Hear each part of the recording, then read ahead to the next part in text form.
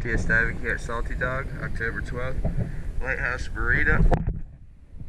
All the zincs do look pretty good, but I do have 4 viz, but I have slight indications that the port side prop, maybe the starboard side prop, are damaged out of pitch, and I found a chip in the shaft on the port side, so I'll try and show all of that as well.